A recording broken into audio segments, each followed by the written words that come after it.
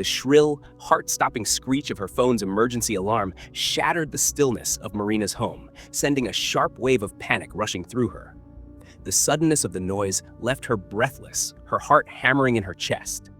She reached for her phone in a frantic blur, her fingers trembling as they fumbled to turn it off, but the message that greeted her froze her in place. Do not step outside under any circumstances.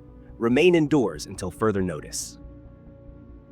The words seemed to etch themselves into her brain, too real to ignore. Her mind raced, trying to grasp the meaning behind such an urgent message. There had to be a mistake, right? An error, some kind of glitch. She lived in a quiet suburban neighborhood where nothing like this ever happened. It was supposed to be a safe place, a sanctuary. Nothing unusual ever happened here. But this was different. This was real. The message repeated itself, growing louder with each second, an almost mechanical insistence, as if the very air around her was pulsing with the urgency of it. Do not step outside under any circumstances. Remain indoors until further notice. It wasn't just an alert. It was a warning. A warning that her mind refused to accept. Marina instinctively reached for the phone again, pressing the redial button for her best friend, Alara. They had been chatting earlier, making plans for the evening. Nothing had seemed out of the ordinary, nothing that would make her worry. But now everything was different.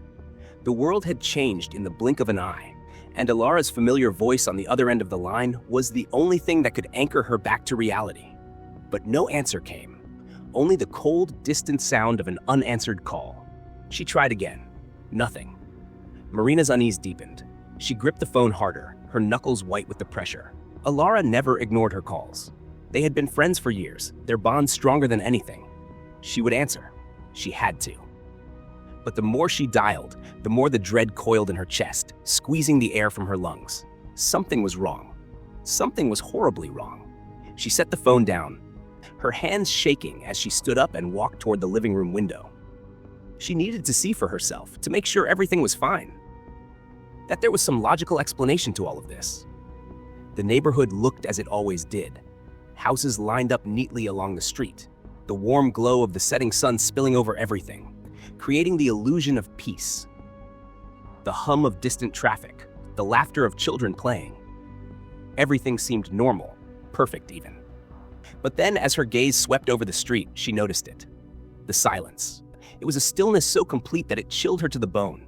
No cars, no people, no sounds, not a single movement. It wasn't just the absence of noise. It was the unnatural stillness of it all. It was as if the world had simply stopped, frozen in time. The air felt thick, charged with something unseen, something waiting. Her heart beat faster, each thud pounding in her chest as she searched the street for anything that might explain the eerie quiet.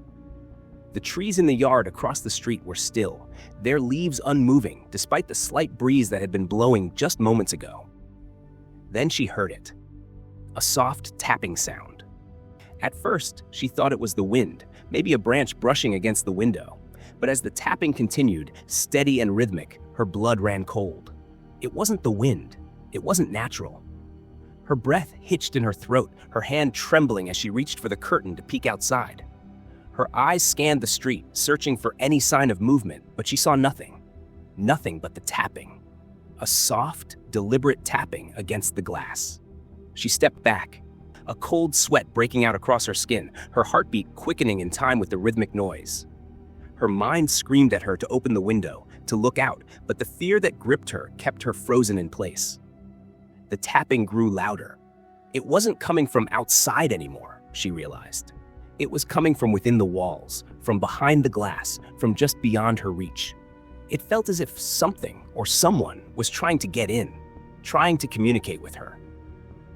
The thought sent a wave of panic crashing over her, but before she could move, she heard something else, a whisper. It was barely audible at first, like a breath against her ear, but it was there, undeniably there. Don't step outside.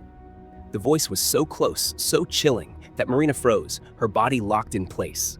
She turned quickly, heart racing, expecting to see someone standing behind her. But there was no one. The room was empty, silent. She spun around in a panic, her eyes darting across the space, searching for the source of the voice, but there was nothing. No person, no figure in the shadows, only the haunting echo of the whisper that seemed to linger in the air, refusing to fade. "Don't step outside," it repeated, this time louder, clearer, as though it was coming from inside her own head. Marina's breath came in short gasps now, her chest tight with fear. She stumbled backwards, her legs shaky as she retreated toward the door. The room felt smaller, as though the walls were closing in around her, pressing her into a corner. Her mind raced, trying to process what was happening. Was this some kind of sick joke? Some prank? But the fear that gripped her wasn't the fear of a prank. This was real. Something was wrong. Terribly wrong. The whisper continued, the words growing more insistent, more urgent. "Don't step outside. You're not alone." The words echoed through her, vibrating in her bones, in her very soul. The sound didn't just come from the air around her. It seemed to come from the house itself. The walls, the floor, the windows, they all seemed to hum with an unseen presence. She wasn't alone. That much was clear. Marina took a deep breath, trying to steady herself. She had to leave. She had to get out of this house. But the moment she thought about the front door, the moment her mind turned toward the world outside, she felt the hair on the back of her neck rise. There was something out there. Something waiting. Watching. With trembling hands, she reached for her phone once more. The only thing she could trust. The only thing that might help her make sense of this nightmare. But before she could even unlock it, another sound filled the house. The unmistakable sound of something heavy dragging across the floor above her. The scraping noise sent a wave of terror crashing through her. She wasn't alone.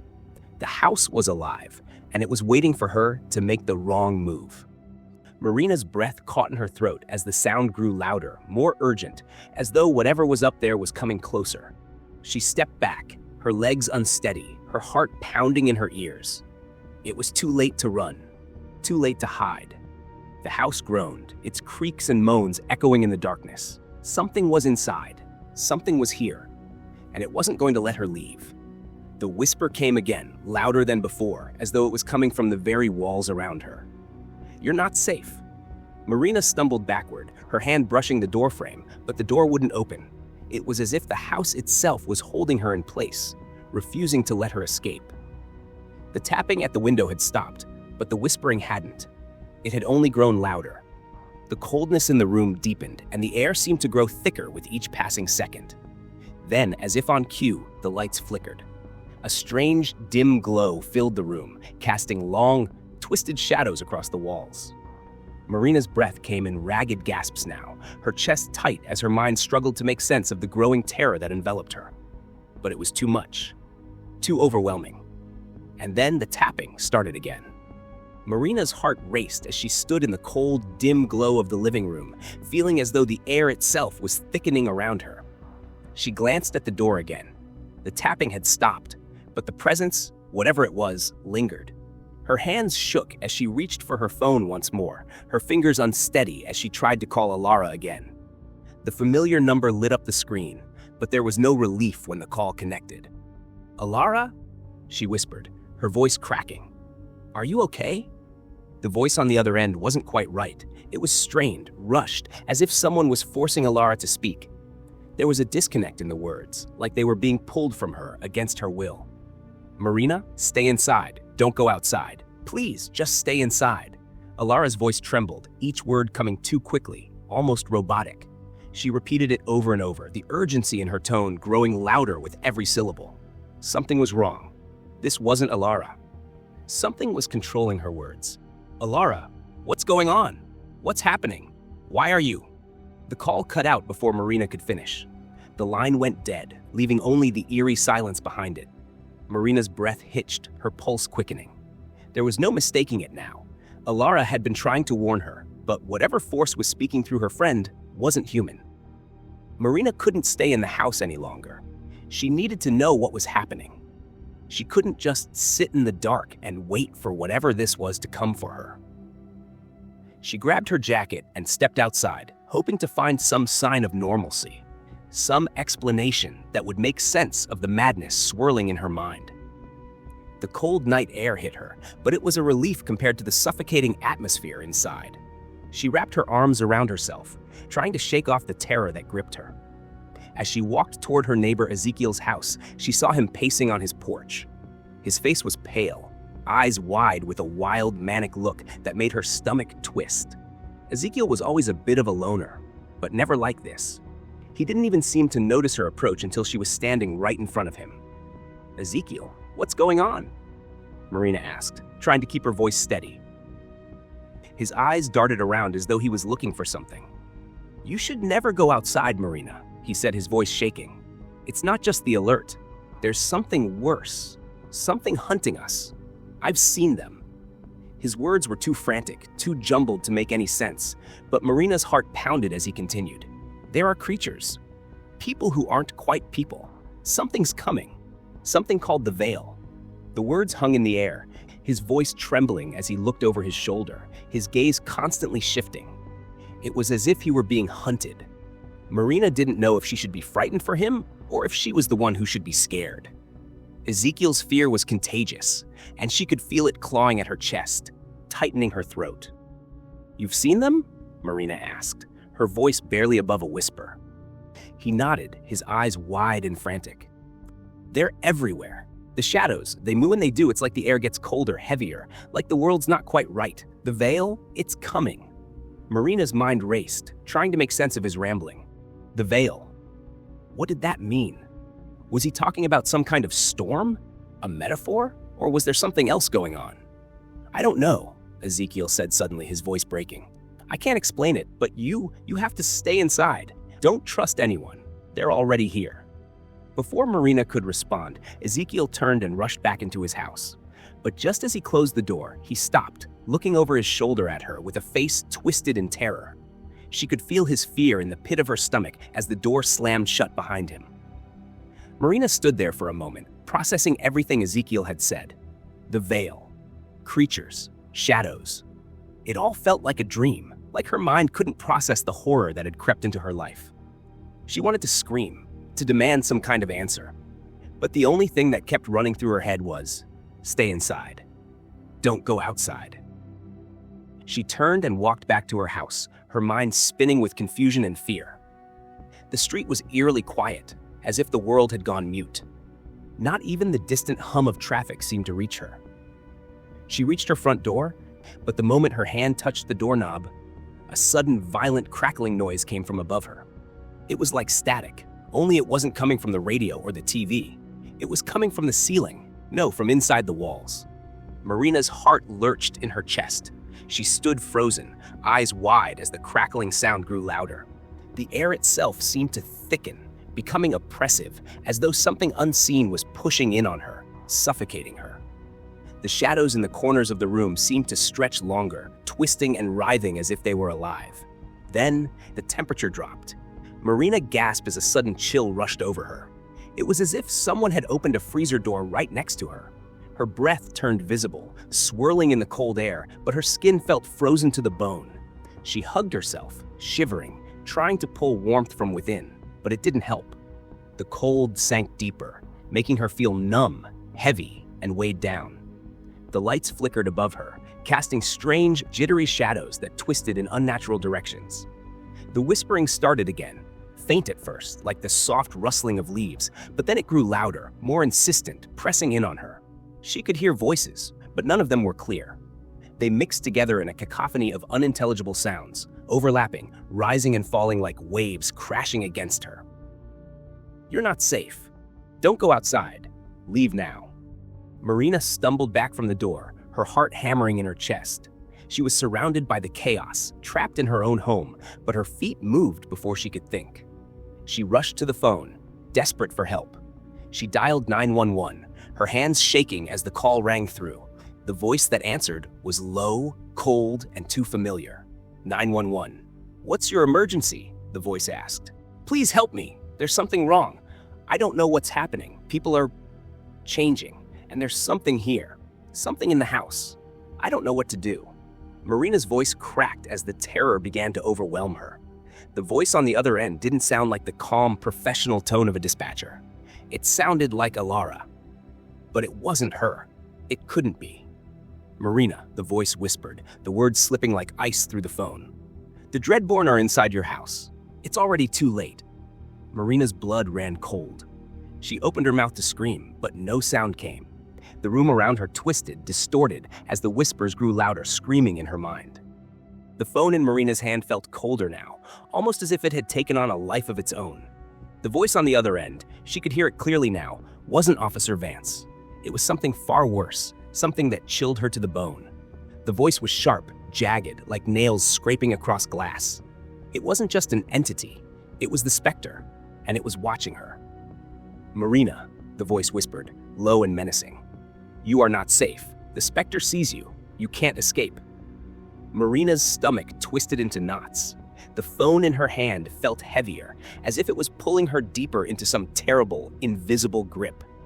She could hear Officer Vance's voice trying to break through the static, but it was weak, distant, like he was shouting from a great distance. "Stay inside, Marina. You have to stay inside." But she couldn't tear herself away. The presence outside the door was growing stronger, the thudding noise louder. She pressed her back against the wall, whistle, the chill creeping up her spine, her heartbeat pounding in her ears. She tried to look at the door, but couldn't. Something was keeping her from moving, keeping her frozen in place. And then something brushed against her, just a soft, cold whisper of air, but it was enough to make her snap her head around in a panic. She was alone. Or was she? The phone slipped from her hand as the room around her seemed to warp. The walls stretched, the ceiling lowered. Her reflection in the mirror seemed wrong, warped, twisted, staring back at her with eyes she didn't recognize. The furniture shifted. Chairs that had been still moments before were now crooked, as though pushed by invisible hands. The shadows in the corners of the room were moving, creeping, slithering toward her. She reached out for the phone again, but her fingers grazed nothing. The phone had vanished. In its place, a deep, crackling noise filled the air. Voices, distant but growing louder. They weren't from the phone. They were everywhere. Familiar voices. Alara, Ezekiel, even her own voice. But they spoke in riddles, twisted phrases that made no sense. "Why didn't you listen?" her reflection whispered. "You should have stayed." Her breath hitched. She looked toward the door, hearing the distant thudding again. Was it someone? Or was it something? She couldn't stop herself. Slowly, her hand reached for the doorknob. Her fingers closed around it. She was shaking, terrified, but she had to know. She had to see. What was out there? What had been waiting? The door creaked open, and everything changed. The world outside was gone. There were no streets, no houses, no trees, just an endless void stretching out in all directions. The sky was black, a heavy, oppressive void that seemed to swallow everything in its path. There were no sounds, no birds, no wind, no life. Just silence, an empty, hollow silence. Marina stumbled back, gasping for air, her mind refusing to process what she was seeing. The house, the familiar neighborhood, everything she had known was gone, as if it had never existed at all. A cold laugh echoed in her mind. The specter's voice, soft but cruel, filled the silence. "Welcome to what's left," it murmured. "This is all that remains, and now you are part of it." The weight of its words sank into her chest. She reached for the door again, but it slammed shut before she could touch it. She spun around, her heart racing, but the walls were no longer the same. They pulsed, like they were alive, breathing in rhythm with her terrified gasps. The air felt thicker now, heavy with the presence of something she couldn't see, but could feel. It was in the very walls, in the air she breathed, in every shadow that lurked in the corners of the room. She tried to scream, but no sound came.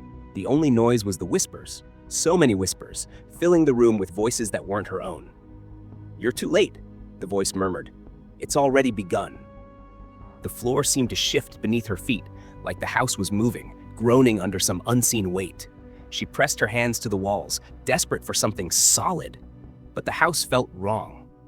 Nothing was where it should be. She felt the specter's presence closing in on her, the air growing colder, the darkness pressing tighter, and she realized there was nowhere to run. It was everywhere. The lights flickered again, casting long, twisting shadows across the room, each one crawling toward her. The walls seemed to breathe, in and out, as if they were alive, as if they were waiting for something. The whispers grew louder. "It's here," they said. "It's already here." The door behind her slammed open once more, and Marina spun around, but there was nothing. Just the endless darkness stretching beyond the threshold, pulling her in. And then a figure appeared in the doorway, tall, featureless, its silhouette shifting like smoke. It wasn't human, wasn't anything she could describe. It just stood there, staring at her with eyes that seemed to pierce through her very soul. "Stay inside," the figure whispered. Her heart raced. She tried to move, but her body wouldn't respond. She could only stand there, frozen, trapped by the very presence of the specter. And then, the voice spoke again. "Now you're part of it too." Marina's breath came in shallow gasps as her eyes fixed on the figure standing before her. The room around her felt like it was collapsing in on itself, but she couldn't tear her gaze away from the figure in the doorway. At first, she thought it was Malcolm Voss, her old neighbor, but as her eyes focused, the truth hit her like a physical blow. Malcolm's body was there, but it wasn't him. His skin was pale, almost translucent, stretched too tight across his bones, giving him a sickly, unreal appearance. His limbs were impossibly long, unnaturally thin, as if they had been twisted and reshaped. His eyes, those empty, hollow eyes, stared at her with an intensity that felt like they were drilling into her very soul. They were cold, vacant, dead. And then, he moved. The way his body shifted was wrong. His arms jerked at odd angles, his neck twisted unnaturally as he turned his head toward her. His skin seemed to ripple, as if something beneath it was crawling, writhing to break free. His mouth opened, but no sound came. The air around her grew thick, heavy, as though the room itself was suffocating her. Her heart pounded in her chest, but her body wouldn't move. She was frozen, paralyzed by the nightmare unfolding before her. Malcolm's body continued to distort, his features bending and warping, becoming something otherworldly, something monstrous. His face stretched, elongated, his mouth splitting open too wide, exposing rows of jagged, blackened teeth that glinted in the flickering light. His limbs twisted even further, longer than they should have been, his hands growing sharp, claw-like nails that scraped the floor as he took a step forward. She realized then, this was no longer Malcolm. This was something else. This was a Dreadborn. The figure's head snapped back as if listening to some sound that only it could hear. And then, in the silence, Marina heard it too. An unspoken message, not through words, but through feelings. Terror flooded her chest, followed by an overwhelming sense of grief, sorrow, and hopelessness, as though all the darkness of the world had been poured into her mind at once. The Dreadborn was inside her now, pressing against her thoughts, weaving through her emotions. She could feel its power, its malice, sinking into her skin, crawling under her flesh. It wasn't just Malcolm's body that had changed. Everything around her was changing, warping. The walls of the room seemed to move, pulse like a heartbeat. The floor tilted beneath her feet, and the ceiling seemed to lower, pressing in closer and closer. She couldn't breathe. The air was thick, suffocating, tainted with the weight of something ancient and evil. The whispers returned, louder now, filling the space with voices that weren't just speaking to her. They were speaking inside her. The walls around her seemed to dissolve, and she could feel the presence of the Dreadborn, pushing in from every direction. They were everywhere. Her mind was no longer her own. The Dreadborn were inside it, wrapping their fingers around her thoughts, shaping them, bending them, twisting them into something that wasn't her. She tried to fight, but it was like trying to swim through concrete. The more she struggled, the tighter the grip became, until all she could do was surrender to the waves of terror flooding her mind. She reached for the door, desperate to escape, but the moment her hand touched the handle, the room shifted again. The walls closed in even tighter, and the floor beneath her feet cracked, jagged and uneven, as if the house itself was falling apart. She tried to move, but her legs wouldn't obey her. Her body felt heavy, sluggish, like it no longer belonged to her. Every step she took felt like wading through thick mud, each movement a struggle against the weight of the air pressing down on her. As she turned back toward the shattered mirror across the room, she caught sight of her reflection, and it wasn't hers anymore. The woman staring back at her was familiar but twisted. Her face was pale, almost sickly, her eyes wide, hollow. Her mouth hung open in a silent scream, but the reflection didn't move in sync with her. It stood still, its eyes locked on hers, and then it smiled.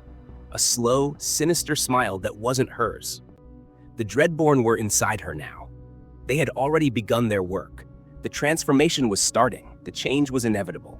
She could feel it crawling under her skin, the coldness spreading, numbing her from the inside out. The Dreadborn weren't just creatures from another world. They were a disease, a curse. They didn't need to speak to her anymore. They didn't need to show themselves. They were in her, and that was enough. The reflection in the mirror twisted again, its grin widening, its eyes darkening with hunger. Marina's heart slammed against her ribcage as she stumbled back. She was slipping into something she couldn't control, something far worse than she had imagined. The Dreadborn were taking her, changing her into something she feared more than death. She turned away from the mirror, from the thing she was becoming. But it was no use. The darkness had already claimed her. She was one of them now.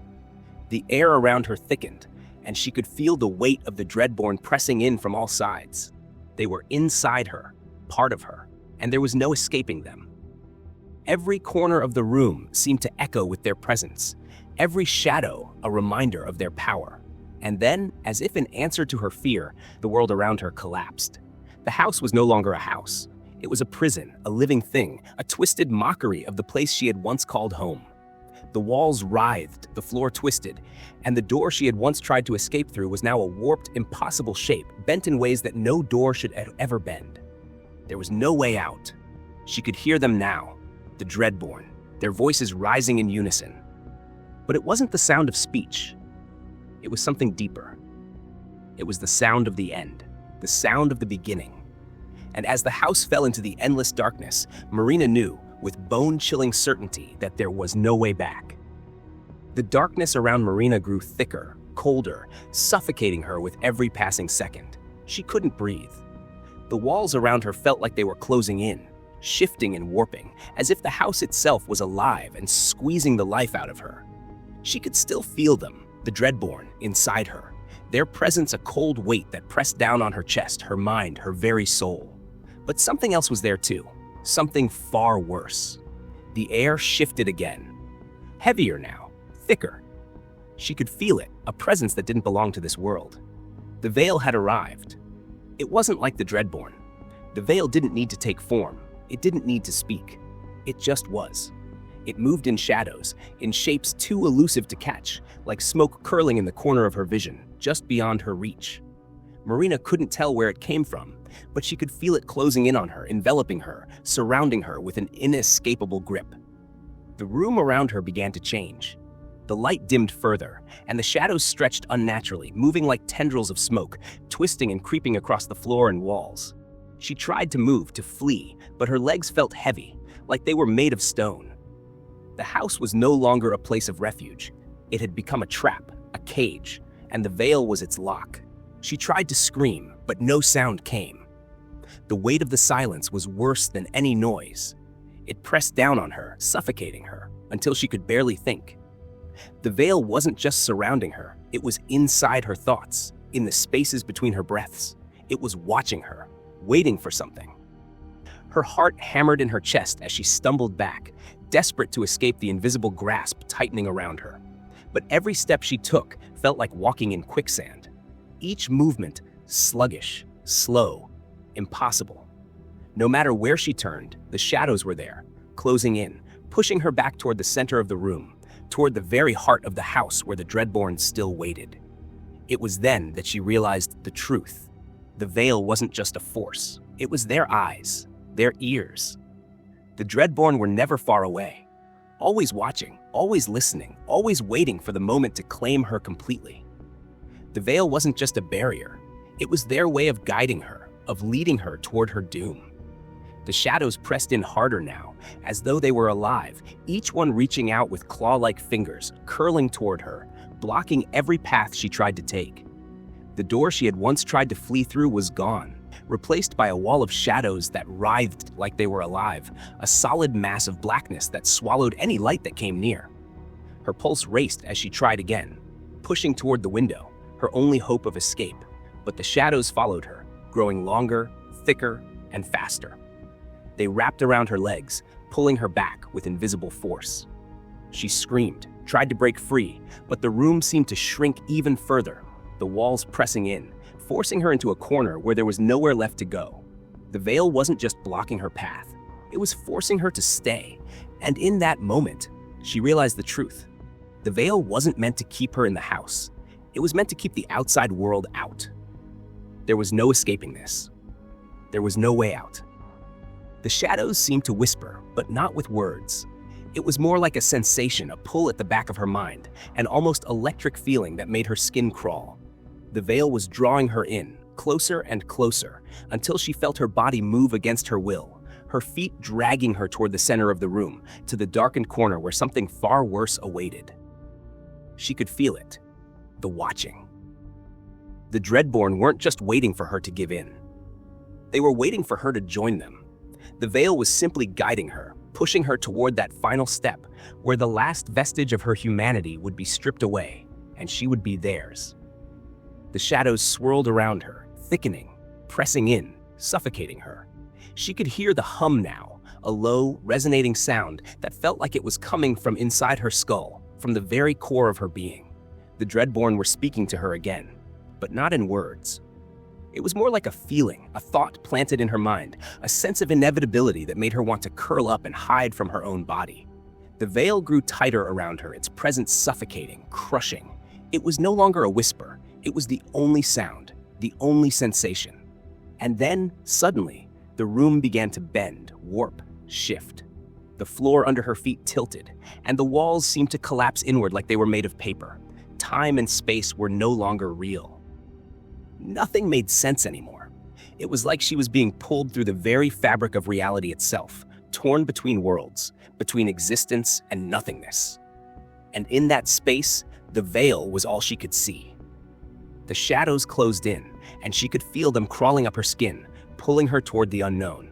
Her heart beat faster, faster, until it was all she could hear.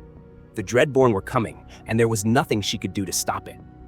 The veil was their tool, their extension, and she was already lost. The house, the prison, was no longer a place to escape from. It was a place to be absorbed into the dark, a place where she would vanish without a trace. And just as her vision began to blur, as the last shred of her own identity seemed to slip away, Marina knew with dreadful certainty. The veil wasn't just guiding her. It was waiting for her to become part of it, to become part of the Dreadborn. Her transformation had already begun. The darkness around Marina tightened, pressing against her with a crushing force. She couldn't see anything clearly anymore. The room, the walls, the floor, all seemed to bleed into one endless black void. The shadows were everywhere, crawling, shifting, pulling at her, dragging her deeper into the cold, suffocating grip of the veil. She tried to scream, but her mouth was dry, her throat tight. Her body felt wrong, like it wasn't hers anymore, like it had been taken over by something else. Something cold and alien. The Dreadborn had claimed her. There was no denying it now. The hum in her head grew louder, a resonating sound that felt like it was vibrating in her bones. The shadows moved closer, wrapping around her like a living thing, coating her skin, filling her lungs. She could feel the weight of the Dreadborn pressing down on her, not just on her body, but on her mind, her soul.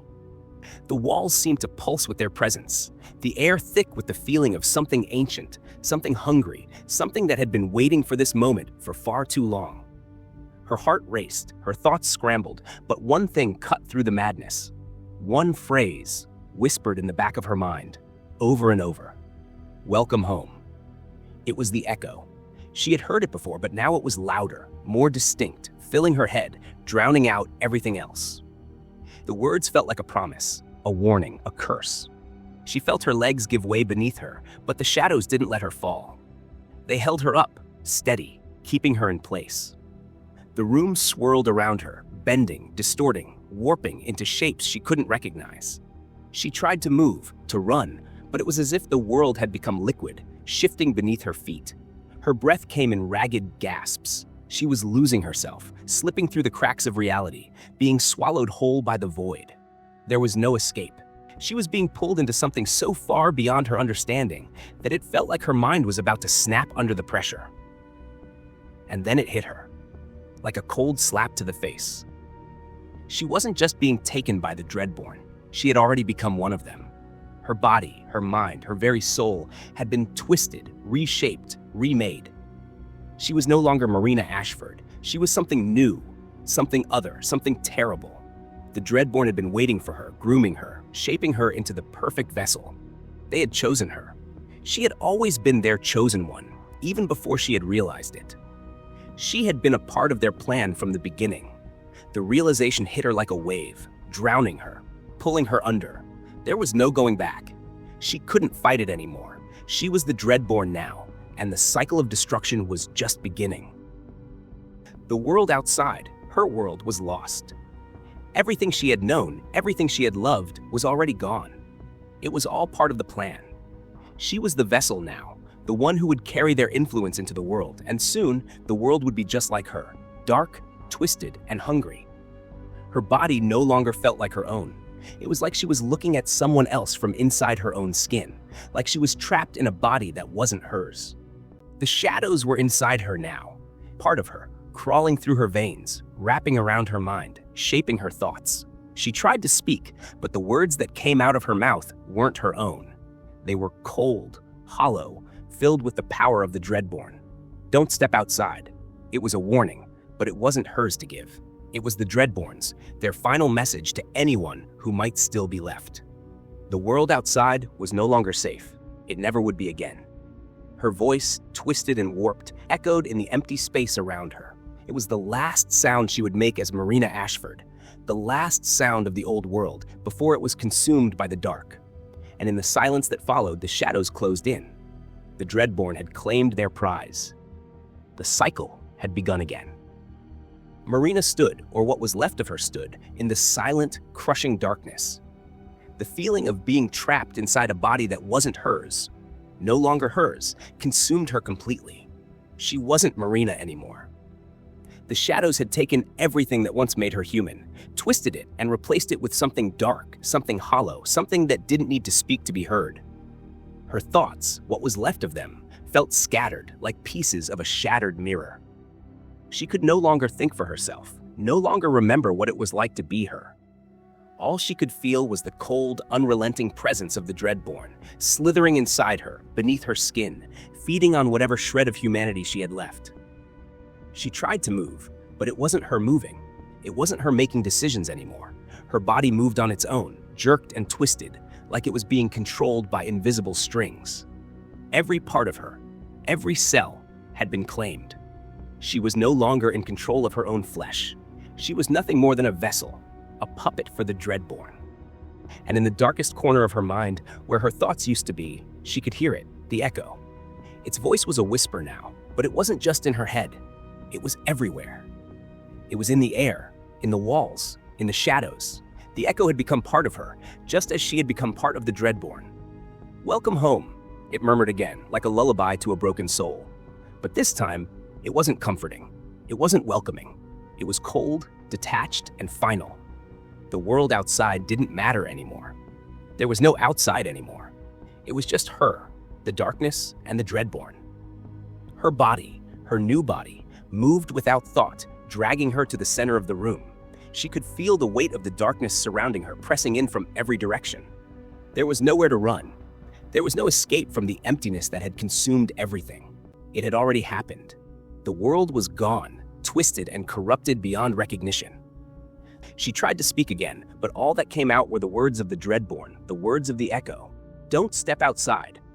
Her voice, once her own, was no longer a voice. It was the echo now. It was the Dreadborn. It wasn't her. She couldn't feel anything anymore. There was no fear, no sadness, no anger. All of it had been replaced by something else, something much worse. It wasn't even apathy. It was something far colder, far more final. She wasn't alive. She wasn't dead. She was something in between. The last shred of Marina, the human part of her, screamed inside her mind, but it was a faint, distant echo, swallowed up by the vast emptiness. She had no control, no will. Her mind had been absorbed into the Dreadborn. She was now part of them, forever. Her essence, her thoughts, her fears, everything that had made her who she was, had been stripped away. All that remained was the dark hunger, the void that could never be filled.